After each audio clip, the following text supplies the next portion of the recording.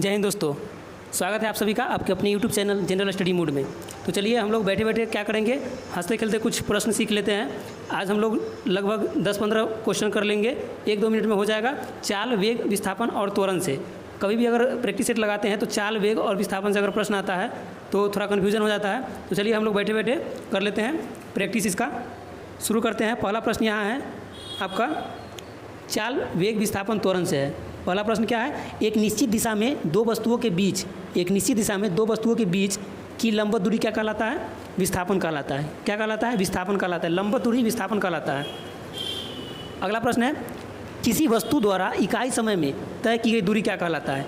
किसी वस्तु द्वारा इकाई समय में तय किया गया दूरी चाल कहलाता है। चाल। अगला प्रश्न देखेंगे,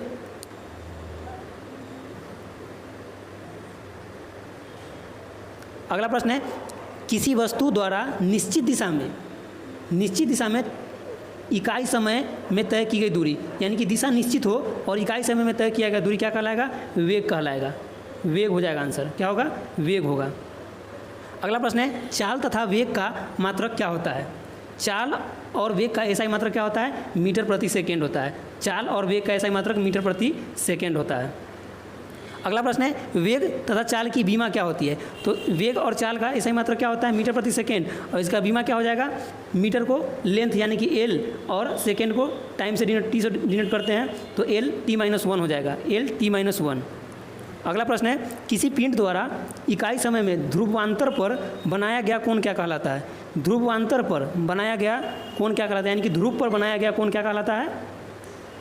कोणीय वेग कहलाता है। क्या कहलाता है? कोणीय वेग। कोणीय वेग हो जाएगा आंसर। अगला प्रश्न देखेंगे। अगला प्रश्न है, कोणीय वेग का मात्रक क्या होता है? तो कोणीय वेग का मात्रक क्या होता है? रेडियन प्रति सेकेंड। रेडियन प्रति सेकेंड इसका मात्रक होता है। अगला प्रश्न है, कोणीय वेग की बीमा क्या होती है? तो बीमा mL/t-1। mL/t-1। अगला प्रश्न है, वेग परिवर्तन की दर को क्या कहते हैं? तो वेग परिवर्तन की दर जो है त्वरण कहलाता है। त्वरण यानी कि वेग में परिवर्तन की दर ही त्वरण कहलाता है। अगला प्रश्न है, त्वरण का एसआई मात्रक क्या होता है? त्वरण का एसआई मात्रक मीटर प्रति सेकेंड स्क्वायर। मीटर प्रति सेकेंड स्क्वायर होता है।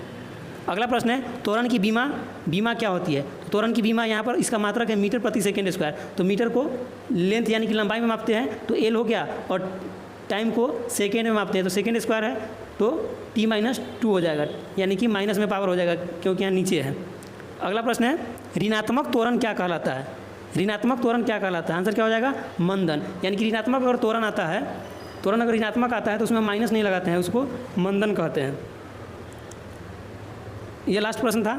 चलिए आप लोग को कैसा लगा ये कमेंट करके बताइएगा, क्योंकि ये लगभग 1-2 मिनट का वीडियो है और इसके साथ आप 10-12 क्वेश्चन का रिवीजन कर लीजिएगा। चलिए, धन्यवाद आप सभी का।